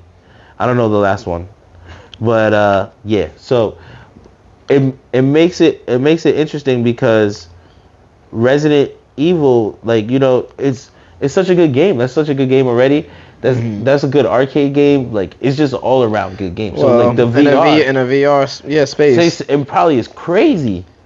Interesting. That is true. That is interesting. I mean, yeah, we're in an age where VR is starting to become a bigger thing. So these type of things do make it more of a reason to watch and try to see like what's the buzz. So it does make sense. We also have most anticipated game, which is the best game that you are hyped for coming out next, which was between Star Wars Outlaw, Tekken 8, Like a Dragon, Infinite Wealth, Hades 2, which would have been mine, but the winner was Final Fantasy 7 Rebirth. Shout out to Final Fantasy because all they need is Final Fantasy 7. Yeah. Don't get me wrong, 8 was cool, 9, 10 was cool, a lot of the ones that followed after was cool. But 7 is like they can always just come back to it whenever things is going wrong. Like I would have thought Star Wars Outlaws would have won that, but since the Final Fantasy fan base is just so that's massive. What I was about to say. I thought it's Marvin so was gonna massive. Say, I thought Marvin was actually gonna say. But Star Wars Outlaws is dope as fuck. Yeah, that's well. Actually, because I played Hades and I liked Hades. I thought you were about to say is all Final Fantasy's got to do is say Final Fantasy in the beginning and it's set. Like, I mean, yeah, but once they say 7, it's like. There's Final Fantasy, this is set, and then there's Final Fantasy 7. Take my money now. That's the. So difference. Is Rebirth supposed to be the 7 remade? Because 7's been out, right? Yeah, but I don't think it's gonna be remade. I think this sounds like a sequel or something like that. Okay. Or something within the realm of it, from what I remember. 7. Yeah. We got best adaptation. No explanation needed. You already know. Anything that was a movie or TV show based on a video game. And the winner was The Last of Us. In the words of Dev, brainbuster. Of course. That was good. But hold on. So take out Last of Us out of that list because I do like this list. Take The Last of Us out of there. Oh, out of the rest of the 4, who you think should win? Rip, Mario Brothers. What's the choices? I'm trying to look for it. That's why. At the bottom, kid. Mario Brothers movie, Twisted Metal the TV show, Gran Turismo the movie, and Castlevania's TV show, Nocturne. Now, don't get me wrong, Castlevania was cool. Twisted Metal was cool. Grand Twisted Turismo Metal was cool. Grand. Mario Brothers was Yeah, I special. guess so. I Yeah. mean, special. yeah. It was something special. It's the movie. Yeah. It's I don't know. I feel like Twisted Metal could have snuck in, but Super Mario Bros. Was very big. So very big. If it didn't come out, then it's definitely Super Mario. Because Super Mario. I would have said it could have been Castlevania if Super Mario if they both wasn't animated. But since they're both animated, the better one is Super Mario World. Mm-hmm. Yeah, you're right. And even if Last of Us didn't come out this year or it just wasn't as good, then I still would have said Mario Brothers. I would have said this belongs to Mario Brothers. But Last of Us was just so good that it was like you can't turn away and give it to Mario. Even whoever is voicing Mario, Chris Pratt, has to be like, yeah, you got it, bro. Yeah. I'm gonna let you rock. That's a fact. And then we got the Player's Voice, which is basically a Player's Choice Award. That went to Baldur's Gate 3, which won most of the awards. Boy, I've seen that. Yeah, Baldur's What do you feel about that game? I've never even seen it. I never seen it either. It's okay. It's cool. I'm not gonna say it's okay and get shunned out here. What's the point of the game? What is it about? What system is it on? This shit better be good if it beat out Spider-Man. It actually it looks like it has the most awards. It got an H-Son, bro. It's an RPG game. It's the third installment of Baldur's Gate series, based on the tabletop fantasy role-playing system of Dungeons and Dragons. So you can't say it. He said it. Dungeons and Dragons. But it got like 3 awards. Game of the year. It got a couple. Game of the year is crazy. People was on it. Game of the year is crazy to me. But if you're talking Dungeons and Dragons, them niggas got a following that's on par with the top like franchises of like, if you're thinking like in a game world, they got it.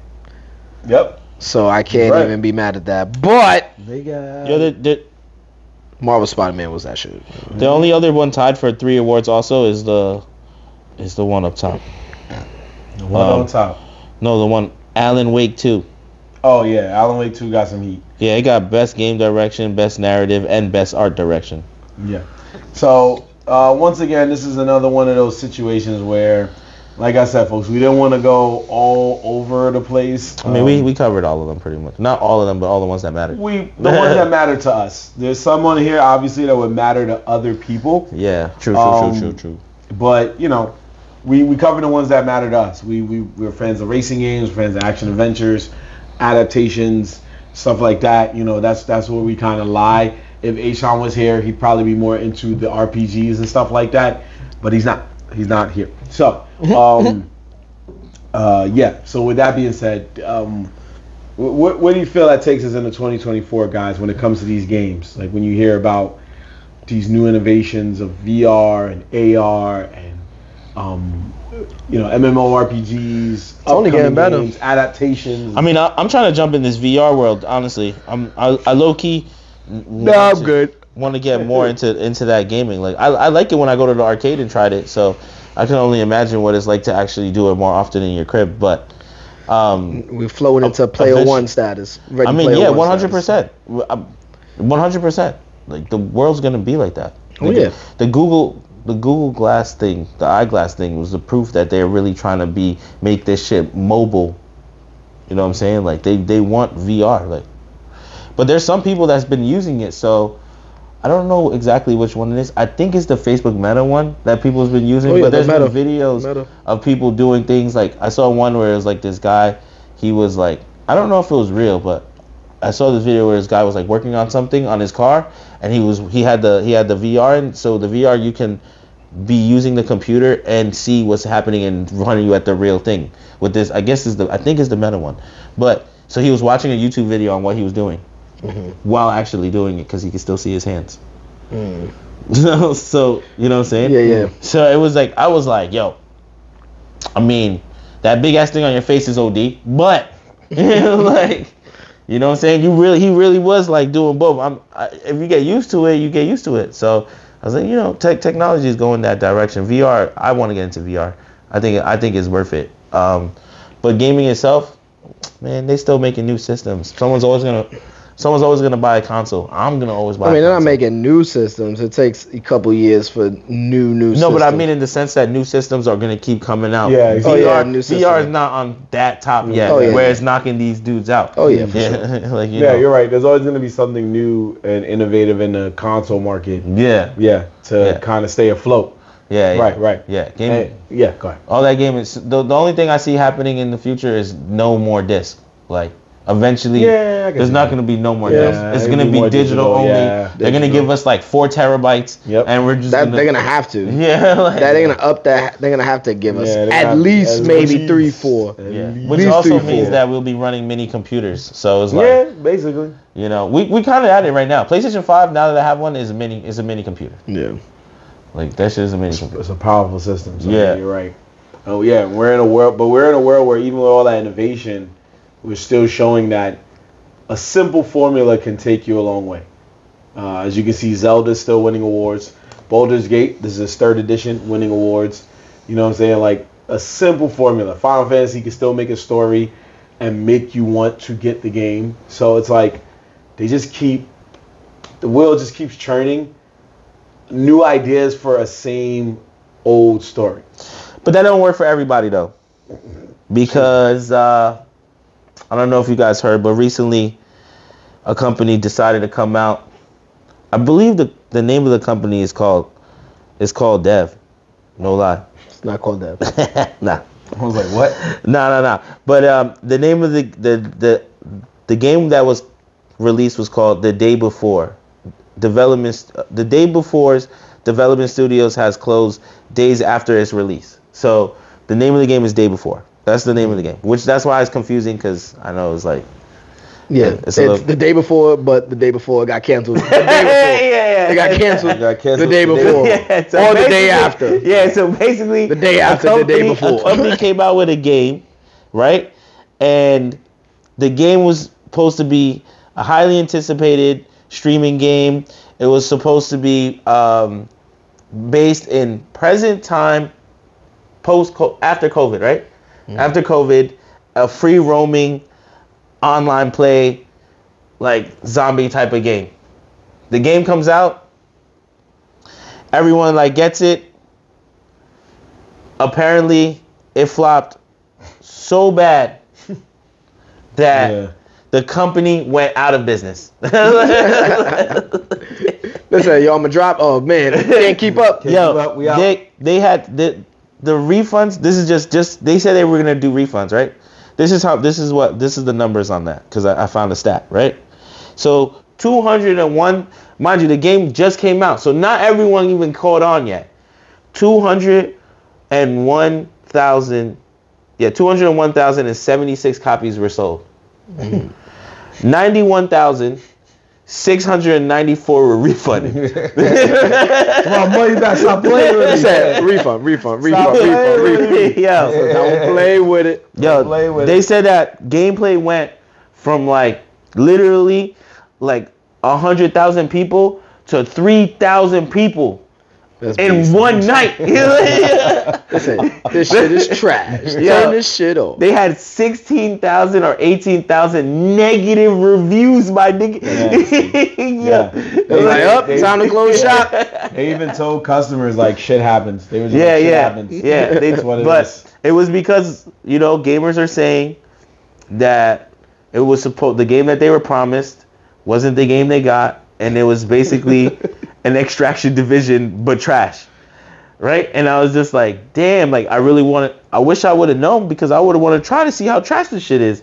But it was on stream, so this is that computer stuff. This is like, you know, real like on top of gaming. But yeah, a lot of people complained about it, and yeah, they fucked themselves. And this was like a newer company. Like this was their first game. No, this wasn't their first game. This first is major their 5th game, but this is their first major game. And it took them 5 years to produce. Imagine working on something for 5 years. And it get dubbed in 2 days. Get dubbed in 2 days. That's definitely an I'd be unprecedented. like, what the fuck? Yeah, it's definitely an unprecedented situation that happened. But Where they gotta close their doors, type gotta shit. close their doors. I mean, I know there's a lot of people that are very stressed about the situation. I know that it probably wasn't. Yeah, they are. They're stressed at the situation. It probably was. I mean, you know, nobody. I don't know. I want to say that you would think that nobody knew this was coming, but somebody that created this game inside that office knew the game was not ready. I mean, maybe they felt it was, but they just couldn't But that video you sent earlier talked a little bit about it, that they just couldn't keep up to like the demand, the high demand. Yeah, so that was one of the issues. So one of the issues was that the servers, they didn't have, they didn't expect it to blow up the way it did. It was like, the most. I feel like you got to be prepared like and that. And they didn't have the budget, so they didn't have money. They borrowed the money, from what I understand, because their statement was that they're gonna refund, and most of the money that they have left is gonna go back to pay back their debts, meaning the people that they probably helped, that build money, the game, right? Yeah. So that leaves them with nothing. So I think they said they made no money off this. Yeah, they made nothing, and they're so broke, like they can't stay afloat because now you got to employ employees, you got to do all that stuff, right? Yeah. So I think what happened is that like they just kind of just dropped the ball a little bit. Like it was not really anything more than they didn't have enough finance to control. Like they came out with an idea, they start making the idea, it blows up to this big thing. While they're watching it blow up, they're like, yo, we don't have money to pay for servers like that. Yeah.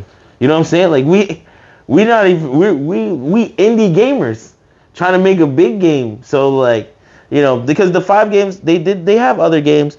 The it was like 4 or 5 games. The other 4 or 5 games I've never heard of. Like never. Of course. Yeah. You know what I'm saying? So, this is definitely, this would have been their big game. And it sucks that it didn't work, but that just shows how hard it is to make a fucking game. Mm. Yeah, I mean, it ain't easy. Definitely not easy. Yeah. And especially if you don't have the right backing, the money and all that. Yeah, definitely finance. Finance is what the true thing to it. I mean, it sucks, bro, but it's also like kind of funny. But I mean, niggas about to get a street team to get their money. I feel bad for the people that lost their job, honestly. And I know some of those dudes. You know what? I think this is the other idea I had while I was like getting into this topic.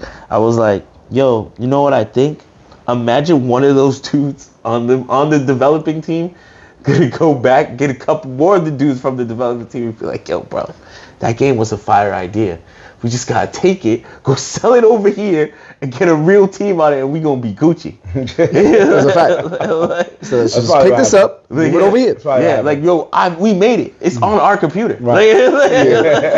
Very true. When they was walking out, they was like, "Yeah, I done fucked up." Yeah, there's probably like some copyright, like yo, you can't steal the game. Like yo, don't worry, we're not. We're gonna call it the day after. He said the day after. The day after the dawn of the day before. We're gonna change one word. We'll be alright. We good. Yeah. Some people try to say it was a scam. I truthfully don't think it was a scam. I think it just failed. They flopped. No, it was just a misfire. They flopped. It was just a misfire. They flopped. I honestly don't think it was a scam. Or it could be a scam. I mean, but who made money? We don't know who made money. Yo, we don't know. We don't really know. We don't really know who made money. I mean, that's true. Except for the guy who sold the company. I mean, I did say 200,000 copies sold. Only 91,000 refunded. They still 100,000 missing. Yeah. So who knows? Who knows where they were at? Who knows money at, dog? So it's some nigga in the island right now. Like I knew that shit was gonna flop. Yeah. Drinking just a fucking mojito and shit. There was one other thing too. That video that we watched, right? There was one thing that was kind of funny. He pointed out that someone used a bot to put positive reviews to counter out the negative reviews, and they all had the 13.5 hours played. Like everyone had the same amount of hours played, and it was just random names. They were like, what? They was like, yo, I see the effort, man. I see you trying. This game is trash. God dang. 60,000 negative reviews. You're done, bro. You're done. You're done now. You're done, so. Yeah, it's tough. This game, it's tough out here. It's an unprecedented thing, folks. We've seen, and it's crazy because the only thing I'm thinking about in this whole time is in the decades that video games have been out, we've seen and heard stories of really bad games having low sales. We've heard the epic ET story of how they buried dozens of copies somewhere in New Mexico.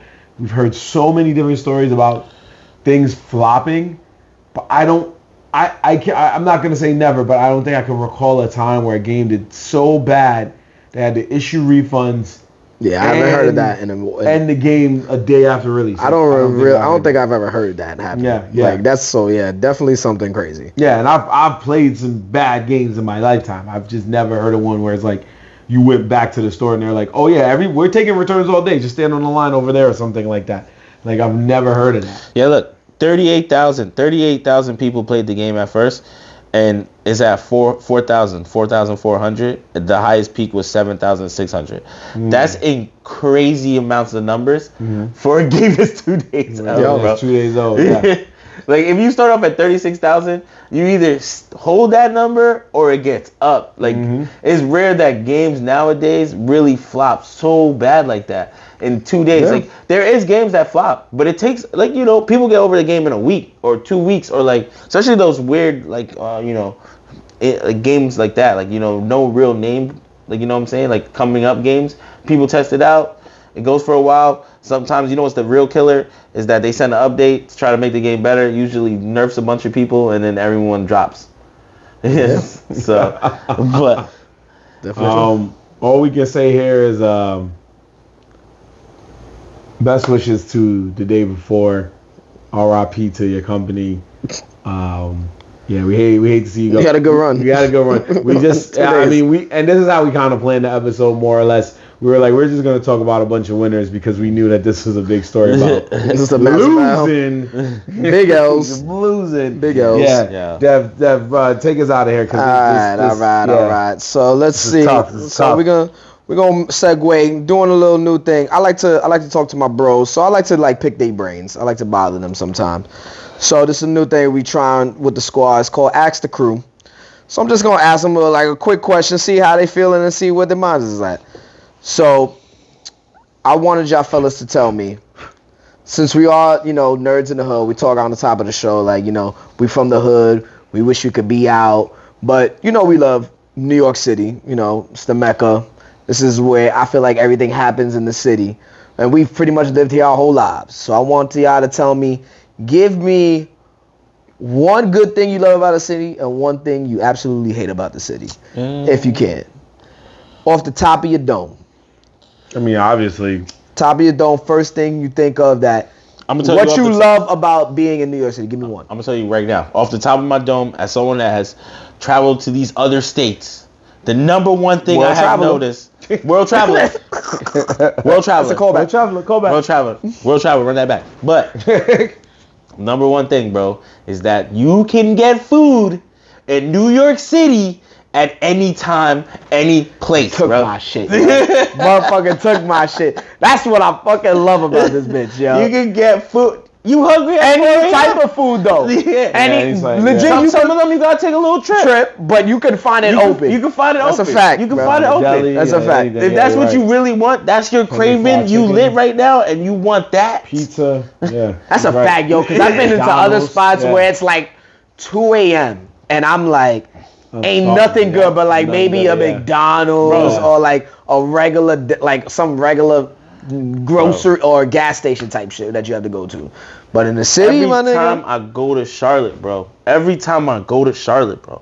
They be doing me dirty. They be doing. It's like when I go to Orlando, my man. I be tight, They bro. be out here tight. talk because we stay up till 4. Things close at 2. Most things if something like a club I'm talking about, they open till 2. Late night food now open past 12, bro. One maybe a few, but it's rare, and you driving 30 minutes for it. It's not like New York at all, right?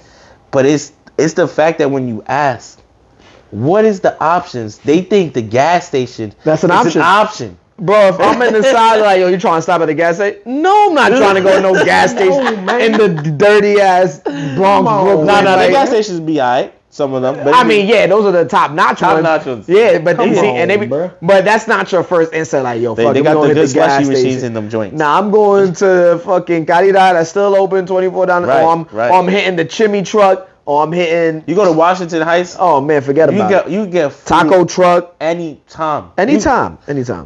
Every I can find a pizza spot that's probably open 24/7. Every hood has at least 1 to 2, probably 5 24-hour delis. within like a 10 block radius of each other, bro.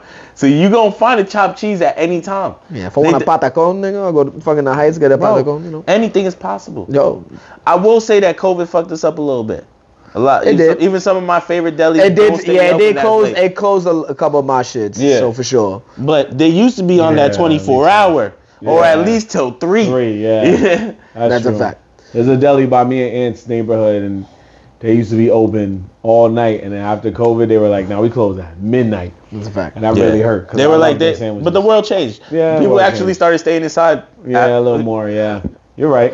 You know what I'm saying? People are being cautious, and that's fair. But Hold on. One thing you hate. What do you hate? The MTA. MTA. I hate the MTA. You hate that shit. I do. You live there. You live on that bitch. It's not even that, bro. Like, you know, I've always been like, yo, all that bus train shit is trash. They're fucking all waiting times. People, like, I'm sorry, people on the train bugging the fuck out. Not my cup of tea. Like, I get tight. You make eye contact? Huh? You make eye contact with them? Sometimes I'll be grilling people. I ain't gonna hold you. You a brave bro. I try not to grill people, but like, there's some people that like, I can feel their energy. Like, as soon as I look up, I can see this nigga looking at me. I'm just like, bro, what happened? What am I doing here wrong? When I really don't want to look at people, I just go to sleep. That's a fact. So you don't even see the pregnant lady coming on, and you have to get up and give your seat up. Right. You're like, oh, no, I'm asleep. It's like, yo, I know you ain't sleep, boy. He's like, nah, man, this morning, I go to work, 8 a.m., get on the train, 5 train. Bro, I think it was 3rd Ave. Of course it's 3rd Ave. I think it was 3rd Ave, 149, one of those. Homie gets on the train. I've been on the train since my stop. Yeah, homie gets on the train. Why he got a JBL speaker, bro? On full blast at 8 a.m. That's annoying. Mad people on the train, bro. Like, that's annoying. I was just trying to catch some Z's. I gotta be at work in 30 minutes, yo. Can't get those quick Z's. Yeah, that's a fact. So annoying. That's a fact. Dude. It's like, I remember my train days. I used to work in Soho. That's an hour plus ride. So if I'm working early in the morning, I'll drag my ass and try to get to the fucking train, and then I'm on that bitch like sleep. And you know, we live in the edge of the Bronx, so you know we on the first train. Literally, when people ask me where I live, I say I live on the other side of the train. That's my answer all the time. I was like, look at when you look at the dots, I'm the second dot. You say, yo, all those dots, I'm that second one over there. Right there. It's like, yo, we going all the way over there. Like, yeah, we going all the way. We riding the whole train. I see all type of people. Yep. Bro, that's why I used to hop on the 5 train. I'm like, I have to go there all the way to like close to like Brooklyn Bridge. Mind you, I would never touch the train if there was parking in my job hood, but there's not. MTA is a bitch, and it's going up too. Yeah, always going up. That's the other disgusting thing. They really be disrespecting us with the prices, like. Yo. And they got Omni now, so now they got to pay for all them screens they just put up. Yeah, but at least you don't have to get those Metro cards. You just use your phone, like boop boop. Yeah, but I mean, now it's going straight from your bank. You saw the new turnstiles they put in. Which ones is that? The anti-jump and shit. They're about to put the anti-jump. So instead of like the little bar shits, they putting up the little plexi windows. Oh, plexi windows. That shit open up. I think I did see one of those. The funniest part about that, you look at the picture. Big ass gap on the bottom. I'm sliding under that bitch. You kidding me? I'm going like swoop. You ain't catching me, but I do still hop the train sometimes. Wow, for no reason. Wow, lock them up. Lock them up. I'm not even gonna lie. Sometimes if I see niggas open that door, I'm sliding. It's like, I'm out here. I respect that. Yeah. Why is that? Like, yo, it's $2.95, bro. It's $2.95. That shit costs a lot. Yo, that shit add up. I heard it's going up to past 3, but that's sickening. Yeah, that's crazy. But what about you, Marv? One thing you love, real quick. One thing you hate. What do you think? I mean, it's kind of hard to say because Ant basically hit those 2 answers. Those like, if this was Family Feud, he would have got the number 1 answer. Nah, you gotta pick something else now. Oh yeah. And that's what I'm saying. He took one of mine. Now I got to switch mine. Yeah, I took the number 1 answers. Now, where you at? That's what I'm saying. That's what I'm saying. As New Yorkers, those are probably our top ones. Getting food at any time. There's 6 more slots. No, I know. I mean, the funny thing about New York is that, especially New York City, is that a lot of things that you love, like, also is funny because sometimes it's kind of the things that you hate. You know, like, I love the New York like bar scene, but I also at times hate the New York bar scene. Oh yeah, it's a double-edged sword. Double-edged sword. You know, it's like you have love-hate. It's like but it's also because of my age. I got to a point in my life where I want to go to a bar that's Old man talk. No, wait. I want to hear. Okay, you still want to go to the bar? I still want to go to a bar, but I just don't care for a crowded bar. That's all I'm saying. When I was in my 20s, I loved the crowded bar. You want a nice pub? Yeah, I want a nice spot where it's like medium at best. But I hate. You don't want to raise your voice. You don't want to raise your voice. You want to speak easy? It's not even about raising your voice. It's about people bump into you without caring. Like they just move in, and it's hard to move around. That's crowded bars. Yeah, that's what I'm saying. That's usually. I get what you're saying. Those are usually young crowd bars. Yeah. Well, yeah, but I feel like at this time, you know where those young crowds are. So you like go those to, St. Mark's area down there in Manhattan. That's like the college fucking. But they got good bars down there. But I also love those areas because it's vibrant. It's the nightlife. You know, New York City nightlife LES to me is one of the greatest things Meatpacking. about living in New York. And it's fun. And we could go all night, just like how you can eat all night. And it's the greatest thing is that this guy's the king of all night to raves till what?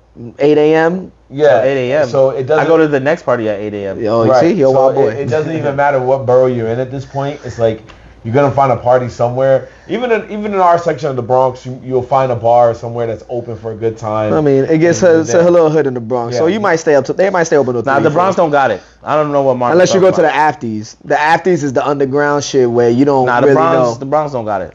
The Bronx don't got it. I'm sorry. I love the Bronx. I'm a full Bronx person, but we need a lot of. Dylon. We need a lot of Dylon.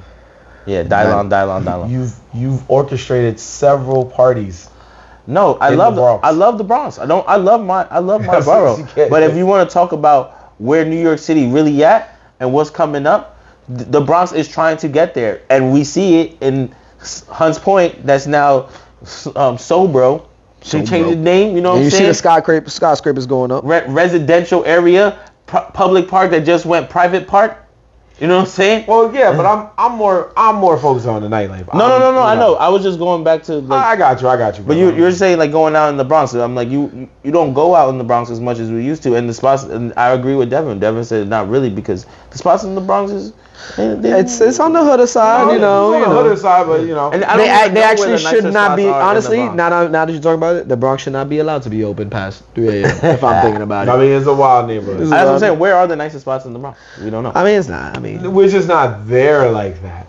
They exist. They exist. We're just not there. And then they don't really want us to be there because they don't really throw events there at night. So, but yeah, you know, there's great eat spots in the Bronx though. Nah. Oh yeah. Yeah, right. That's all over the city. city. There's always a great spot in different parts of the city. Devin's right. Yeah. But it's we live in a city where, you know, and then I'll let you go. We live in a city where it's just like it's great to rep when you go to another state. It's great to rep sometimes if you're in another country and they're aware of New York's culture. It is great to rep. It is great to be like, y'all from New York, you know what I'm saying? Yada yada yada. But then that's why you do it, Mom. But on the flip side, it sucks. Right on time, the garbage man. It sucks more because back in the day when I was a young man and I was going into college, trying to get my Kid Cudi on, my learn on, you know what I'm saying? It was easier to be a New Yorker because you could pretty much say anything you want. When I was going to college in North Carolina, shout out to Winston-Salem State. I was going there. Dang. I was saying all types of just made fun of me. I was basically doing that. I would get on the phone, have fake phone conversations. Yo, son, come meet me on the app. Son, come meet me at 10 on the 1. Why would you fake a phone conversation? Huh? Why were you faking phone conversations? So girls could hear me talking New York. Duh. If you couldn't call nobody, nigga, the accent. Yeah, you just do the accent, and girls liked it. Come on, man, you was out in Charlotte. What was you doing? Talking to them. Like a New Yorker, right? Yeah, with no fake phone calls. He said he got a fake.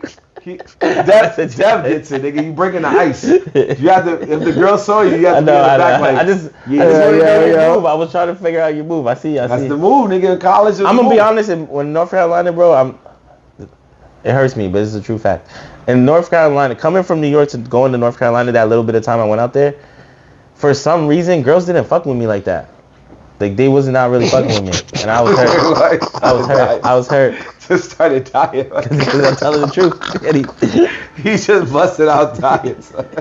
Holy shit. I was. He said back in there, yo, I got no bitches. I got no bitches. I was also hurt back then. It was. He said I was hurt. I was hurt. I was hurt. Yeah, what? I didn't understand. I was like, yo, what am I doing? What am I not doing? And the thing is, you can't go down south now in 2023, going on 2024, and try to talk about New York because there's millions of TikTok videos, social media videos that shows New York in the craziest lights. Dudes riding, surfing the train on top of the train. Dudes using microwaves as freaking helmets. Like, it's just insane. Like, it's insane. And it's hard. That's not New York, though. That's just some weird people doing some shit. Where are those weird people at? I know, but that's not New York. That's just moments that happen. You're right, but if I'm living in another state outside of New York or at least New Jersey, and I see this video, I'm going to immediately say, man, New York's wilding. You know what I mean? It's nothing you could do about it. I hear what you're saying, but it's just the first thing you see is them in New York somewhere. Your immediate response is, damn, New York is crazy. That's it. That is it. It's the first thing you see. You're like, man, New York is crazy. This is New York. And even when you visit, you're like, man, I'm in New York. Man, what a great city. And then you come back and they're like, how was New York?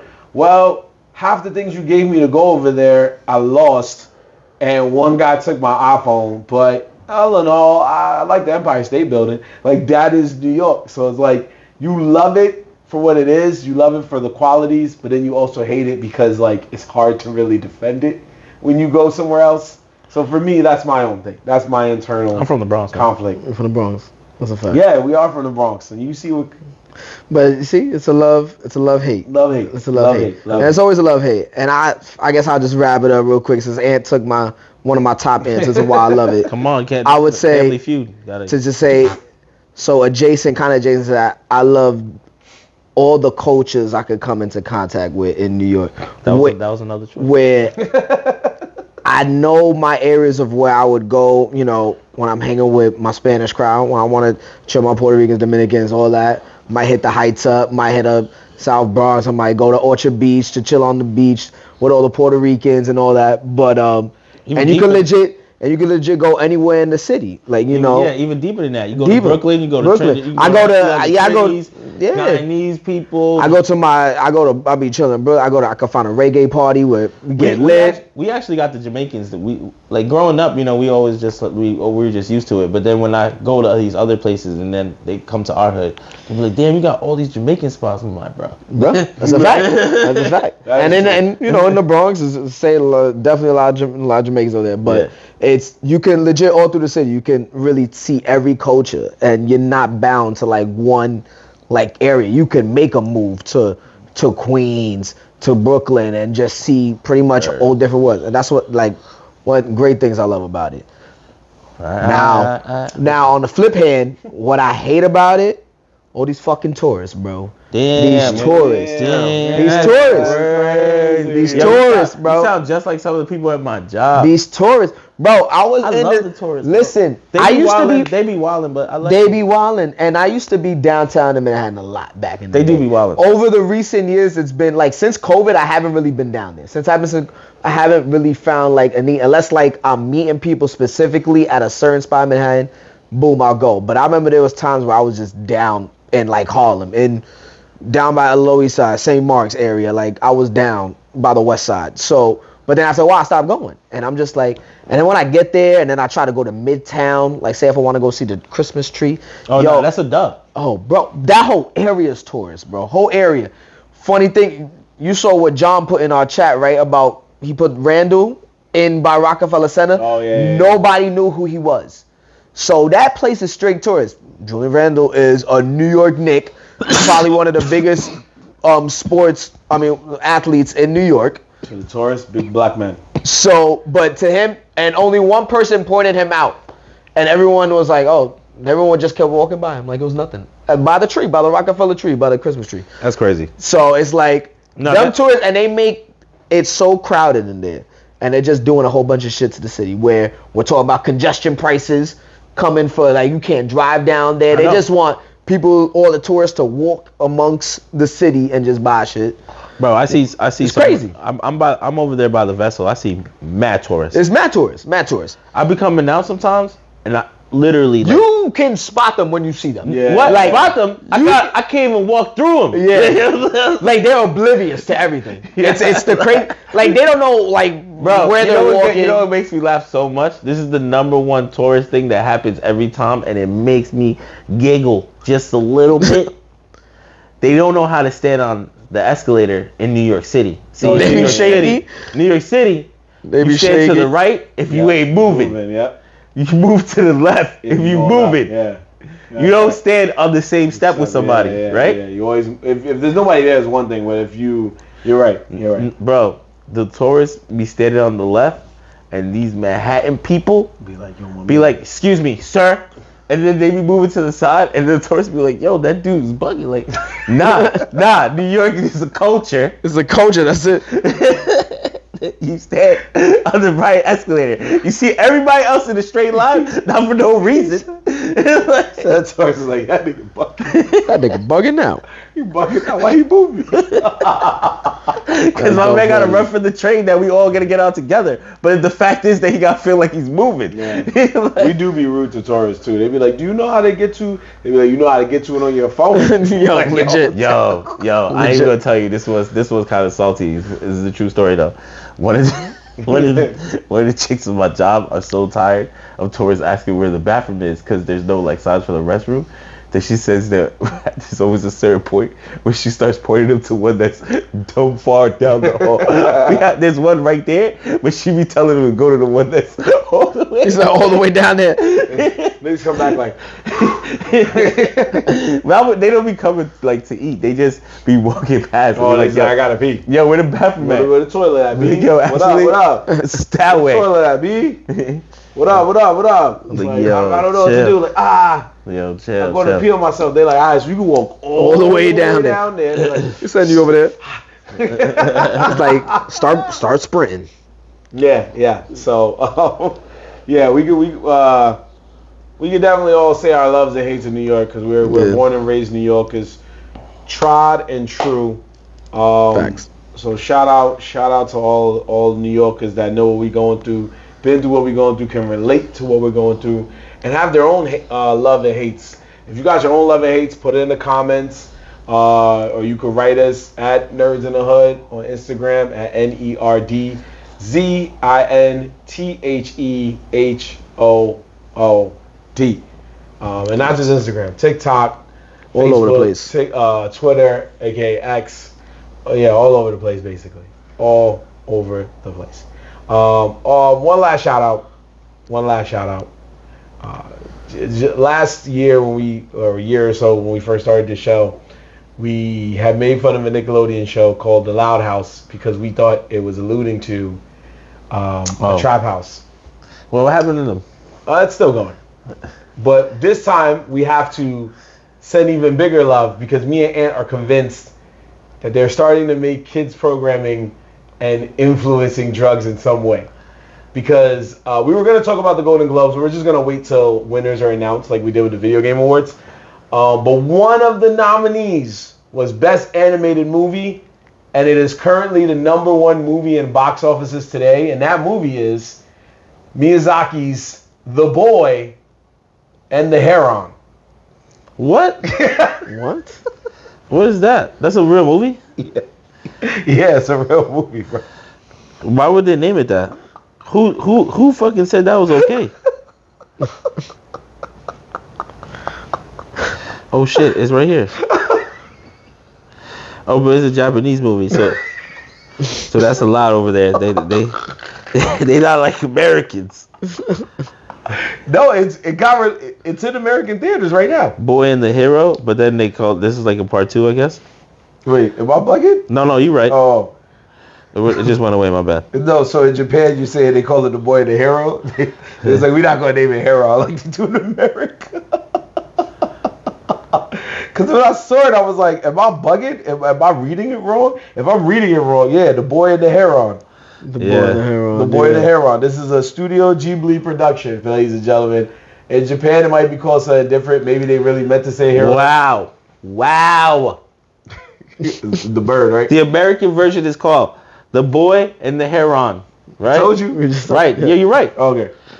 According to Wikipedia, Japanese name. This is what it is. Literal meaning. How do you live? What?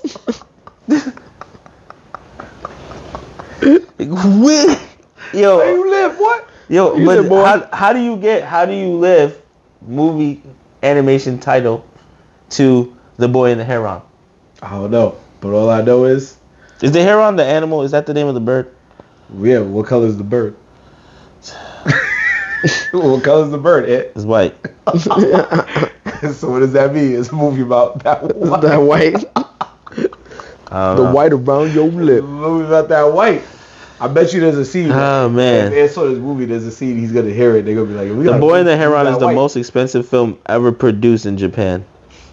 That's what Wikipedia most just said. expensive film, but it is the #1 film in America 2 weeks in a row, beating out Renaissance film, beating out Taylor Swift film, beating out so many other films. So it's rounding out the year on a good note, especially for foreign films. And yeah, we saw the Golden Globe nominations, but that one stuck out to me because I was like, I definitely forgot. Even when me and Ann went to Anime NYC, I saw the sign and I took a picture of it, and it said The Boy and the Heron. And we did see that sign. Yeah, we saw the sign, and we were laughing at it. Yeah, because but not because of that. I think we were just laughing at it for something else. We were laughing at probably something else. But I know in my heart I was like, it looks just like that other animated character, but I can't remember off the top of my head because they all look the same. But sometimes, but nah. Who all look the same?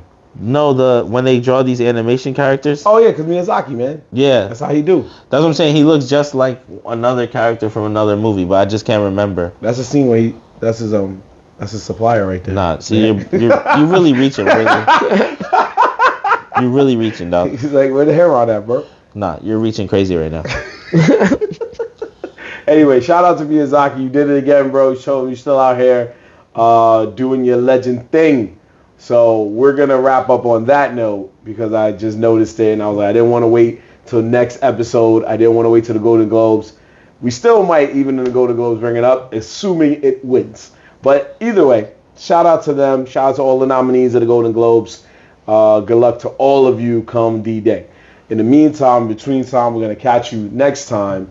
Like we said, follow us, all social media, Nerds in the Hood. NERDZINTHEHOOD. Make sure you check out everything from anime rap intros, episode clips. We're going to do some things for the end of the year.